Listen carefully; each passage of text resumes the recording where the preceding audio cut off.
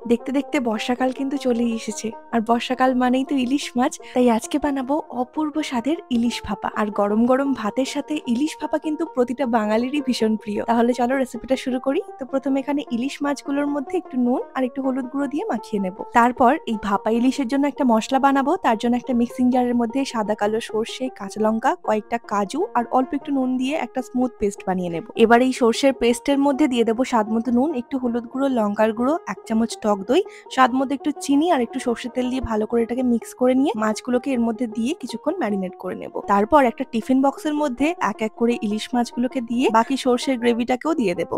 আর দিয়ে দেবো ওপর থেকে বেশ কয়েকটা কাঁচা লঙ্কা আর একটু সর্ষের তেল। এবার টিফিন বক্সের মুখটাকে বন্ধ করে এটাকে স্টিমে দেবো 15 থেকে 20 মিনিটের জন্য। ব্যাস, তাহলেই তৈরি হয়ে যাবে অপূর্ব স্বাদের ইলিশ ভাপা। তো রেসিপিটা কেমন লাগলো অবশ্যই কমেন্টে জানিও। আর তোমরা নতুন নতুন কি রেসিপি দেখতে চাও সেটাও কিন্তু জানিও। আজকের জন্য এইটুকুই, টাটা।